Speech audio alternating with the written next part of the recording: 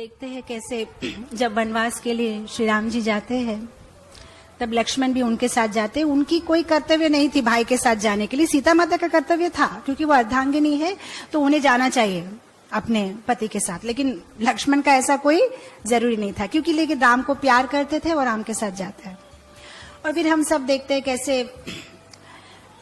मारीच जो है वो सोने के हिरन के रूप में आते हैं और सीता माता बोलती है मुझे ये हिरन चाहिए और श्री राम जी वो हिरन के पीछे भागते हैं और लक्ष्मण को बोल के जाते हैं कि तुम सीता का ध्यान रखो। और उसके बाद क्या होता है, मारीच जब मर जाता है श्री राम जी उस पे बाण छोड़ते हैं तब वो क्या करता है, धोखेबाजी राम का जो है कंठ, राम का आवाज निकाल के बोलता है लक्ष्मण मुझे बचाओ।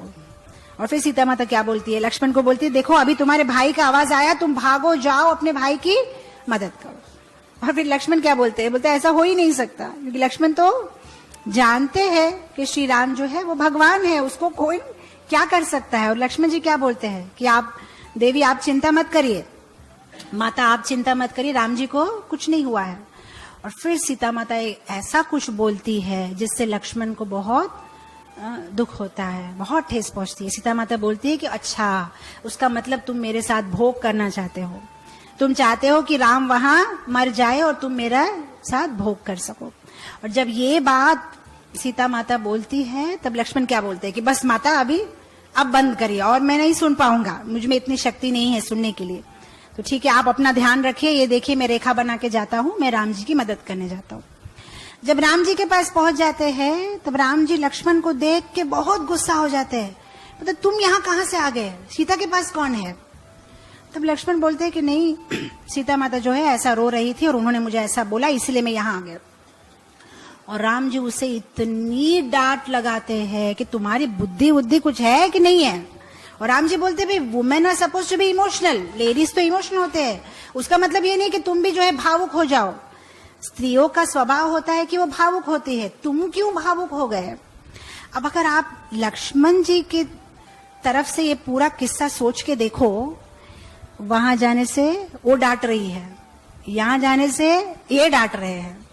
अगर मैं और आप लक्ष्मण जी के जगह पे होते ना तो बोलते कि ओके बाय आई रिजाइन, मैं चला बैक टू अयोध्या, ये अच्छा है आपका पति पत्नी का, वहां वो डांटेगी यहाँ आप डांटेंगे, मैं यहाँ खाया नहीं पिया नहीं सोया नहीं, अपनी पत्नी को छोड़ के माँ बाप को छोड़ के सब कुछ छोड़ के मैं आप लोग की सेवा करूंगा और आप मेरे को फुटबॉल के जैसे वो वहां डांटेगी, ये आप यहाँ डांटेंगे, मेरी गलती क्या है, मैं चला आप अपना टेक केयर करो बाय बाय, ये हम लोग बोलते हैं। लक्ष्मण जी ने ऐसा नहीं बोला, रोने लगे हाँ मेरी गलती है, मुझे नहीं छोड़ना चाहिए था सीता माता को। हाँ इससे हम एक बहुत अच्छा गुण पाठ हम सीख सकते हैं इससे कि भक्ति जीवन में हमारे साथ भी ऐसी घटना घट सकती है जहां हमारी कोई गलती ना हो, शायद हमारी कोई गलती ही ना हो, फिर भी हमारे आसपास के लोग हमें डांटे या हमारे ऊपर में कोई आरोप लगाए और उसके बावजूद भी आप हंसते हुए अगर भक्ति युक्त सेवा कर सकते हो तो आप अमेजिंग भक्त हो, अमेजिंग भक्त हो। अनुकूल परिस्थिति में तो भक्ति सब कर सकता है, जहां हर जगह आपका जय जयकार होता हो, आप कितने अच्छे हैं प्रभु जी, आप तो इतने अच्छे हैं, हर जगह आपका जय जयकार हो तो आप भक्ति कर सकते हो। लेकिन जब आप जिसको प्रसन्न करने के लिए भक्ति कर रहे हो, उदाहरण के लिए अगर आप अपने गुरु को प्रसन्न करने के लिए भक्ति कर रहे हो, सेवा कर रहे हो, और अगर अंत में इतना सब सेवा करने के बाद आपके गुरु बोलते हैं I give U A zero, आपकी सेवा का एक बड़ा सा zero, I am not happy, मैं तुमसे बिल्कुल खुश नहीं हूं, तुम्हारी सेवा कोई काम की नहीं है, तुम इतने साल जो सेवा किया 20 साल 30 साल मैं उसको एक जीरो देता हूं, और उसके बाद भी अगर आप बोलो कि आई विल स्टिल कंटिन्यू, कोई बात नहीं, then you are an amazing devotee. सब कृष्णा कृष्णा कृष्णा लगे,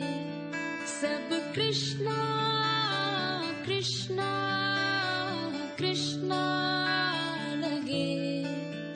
सब कृष्णा